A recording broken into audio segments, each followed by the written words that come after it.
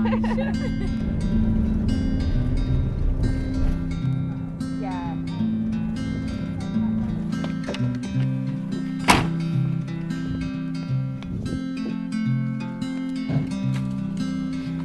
Good, okay, I think that's all we need.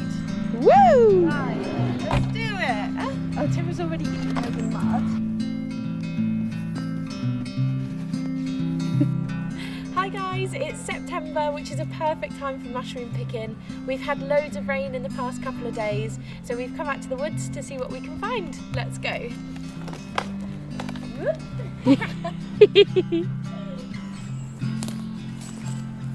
Oh, there's some mushrooms over there. I think these ones are Sulfur Tafts. So these are one of the most common mushrooms that we find, and they're a toxic kind of mushroom called Sulfur Taft. Really, really easy to identify. They grow down in clusters on dead wood, and they've got these kind of lurid off yellow caps with a slightly orange centre. And if we pick one, you'll see they've got almost like a dirty bluish kind of colour underneath the cap. So if you see these ones, just leave them alone and keep going in search of the edibles. Sulfur tafts are one of the most common mushrooms in the UK, and because they're so toxic, it's good to get really familiar with them. If ingested, these little mushies will cause sickness, stomach cramps, and even temporary paralysis for at least a few days. They could potentially be confused with edible mushrooms like honey fungus or brick tuft.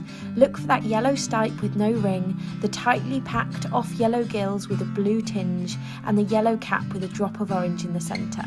They also drop dark brown spores, so you might see some brown or blackish staining around the edges of the mushroom.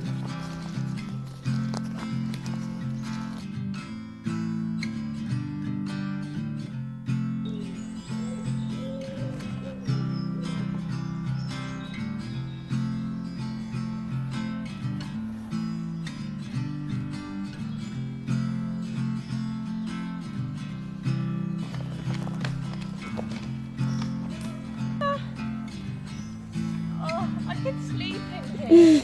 No, I couldn't, it's very small. I could sit in here and have a cup of tea though.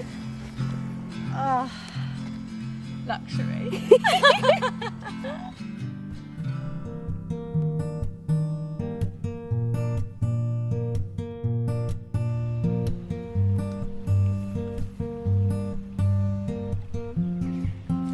Wow, so I think these are the first mushrooms that are going to come home with us. These are a type of bolete mushroom, and they're called red cracking bleats. And they haven't got the best texture in the world, but the flavour is pretty good. We know they're a member of the bolete family because the underside of the cap doesn't have gills, it has these kind of tubes which form a kind of sponge-like surface.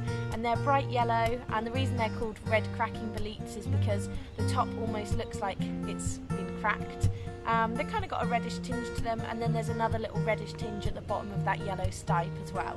So I'm going to gather some of these because I can see plenty, and we'll cook them up later. The bolete family contains some delicious edibles like the porcini and the bay bolete. They're a great family to start with for beginner mushroom hunters, as it's a relatively safe family to forage from, with only a few toxic members like the devil's bolete. Our red cracking boletes can be identified by their brown caps with cracks showing a yellow flesh underneath, large yellow pores, and a yellow stem that turns red at the base.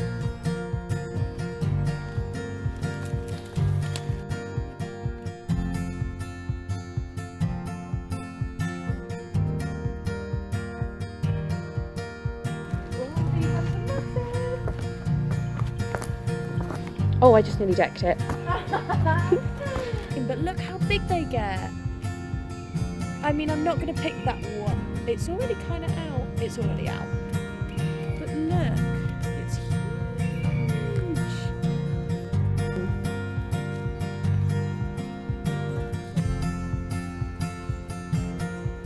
So if you see here with this mushroom, if I take off a bit of that underside of the cap, it's so squishy and gross, and you're not going to want to eat that. It's just going to turn to like slime in your frying pan. So some people kind of will peel off that layer and they'll just cook the cap, but I don't think we're going to bother doing that in this case, because even the cap is a little bit squishy, and they don't hold their form that well anyway. So we're just going to take this little guy, add him to the collection, and off we go.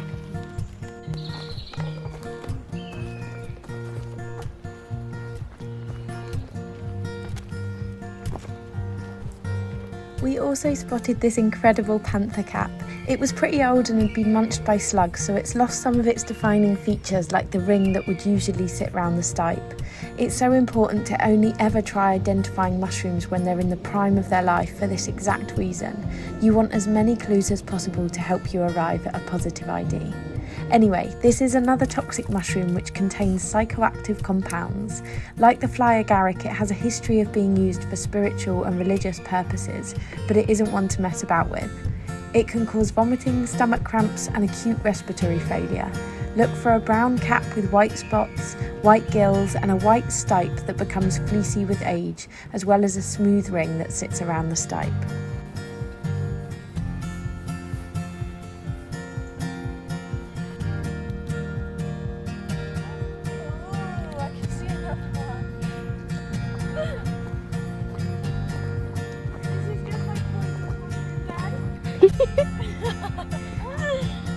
So this is a little russular that's called the sickener, and you can probably tell why it's called the sickener, because it's not going to go down too well, guys. So definitely not one we want to eat, but it's so beautiful, so let's have a closer look at it.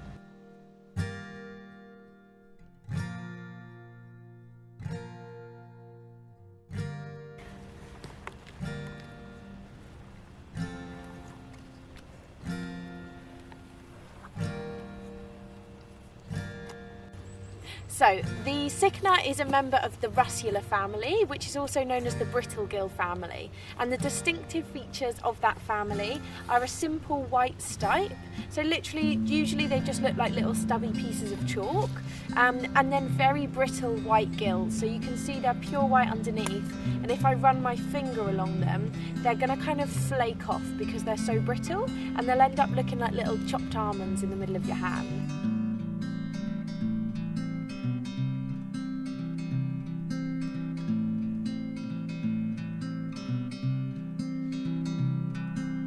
The russula is a really interesting family because it is one of the only mushroom families where we can do a bit of a taste test. So only if you are 100% sure that you definitely have a member of the brittlegill or the russula family, you can take off a tiny little bit of the mushroom and you can nibble it. And you can even do with the sickener, and it's going to taste incredibly spicy. So if you're chewing it and you get that spiciness, you know you've got a poisonous one.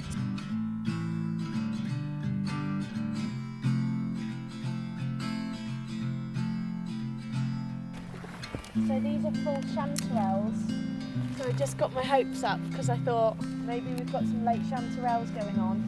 But as soon as I kind of got up close to them, I could see they were a bit too orange and not really yellow enough. And then they just lack all the classic signs of a proper chanterelle. So they've got real or true gills instead of grooves on the underside.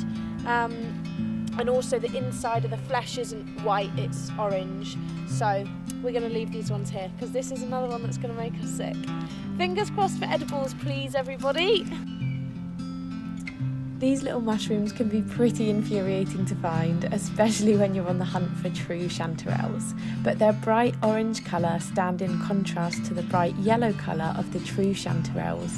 And the false chanterelles has these gills that can be pushed to one side, whereas the true chanterelle has grooves that can't be moved.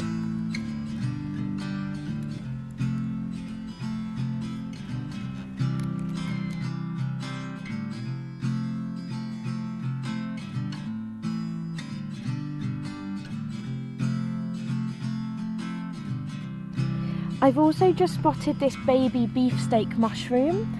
I'm not going to forage him because he will literally grow this big and be just the most gorgeous edible, which is a really good vegan replacement for beef. So what we're going to do is we're going to leave him to grow a bit. Shall I cover him up? That's so sneaky, isn't it? I'm going to cover him up so no one else forages him. And then we're going to come back and we're going to forage him in a couple of weeks. Okay, so we're just literally building a little den for our mushroom because he's right on the side of the path, and I know that if someone walks past, they're going to want him. So let's build him a den. We'll build him a little house. Well, it wasn't the most successful mushroom walk in the world, but you can always learn something no matter what you find.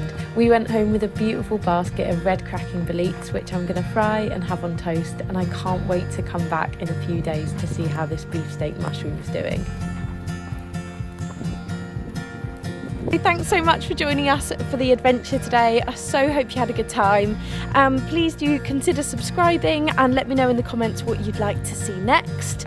I'd absolutely love to connect with some of you a little bit more. I feel so excited about being over on this platform. Hopefully a bit more regularly than I was last year, because I literally posted one video last year. Sorry.